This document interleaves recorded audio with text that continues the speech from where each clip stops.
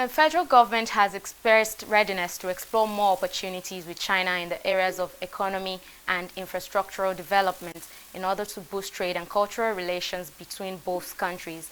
Adeyemi Dikpeolu, the special advisor to the Vice President on Economic Matters, said this at the 2019 Belt and Road Nigeria and China Economic and Trade Forum in Abuja. More details are in this next report. Machineries, electronic devices, household items, trucks and other made-in-China products are on display at the International Conference Center as Nigeria and China marks the 2019 Economic and Trade Forum. Since the Belt and Road Economic Partnership started between both countries, the volume of trade has continued to increase yearly. Vice President Yemi Osinbajo said this is as a result of the government's determination to open up the economy and attract investments from large economies like China. Nigeria and China have had a long tradition of economic cooperation, which is to be expected given their large populations and economic sizes. Whilst Nigeria has the largest population in Africa and as well as its largest economy, China is the country with the largest population in the world, and for now, the second largest economy in the world. There is already substantial economic activity between both countries, with China being Nigeria's largest trading partner in 2017, with as much as 25% of imports.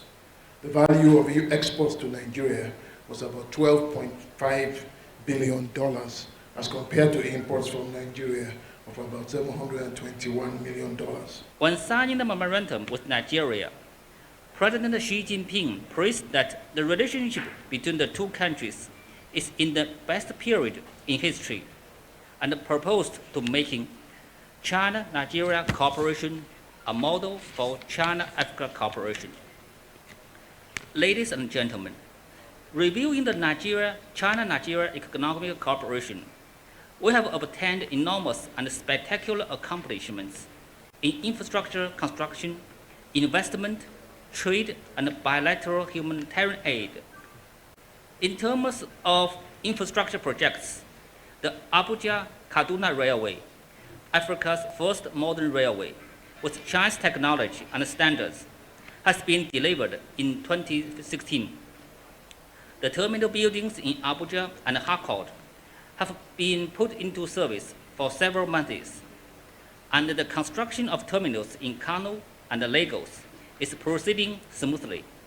The chairman of Nigeria Investment Promotion Council also noted that Nigeria is already reaping from its partnership with a promise that more investments will flow into the country in coming years. Some of this example of this Belt and Route Initiative, as you know, is the China Railway gauge, standard gauge from Kaduna, from Abuja to Kaduna.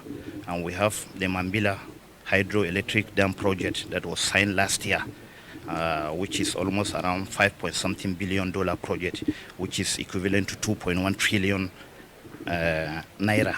And that will boost the economy. As you know, power is critical. The relations between our two countries has developed rapidly into a new stage, which the sustainable achievements for the last 48 years.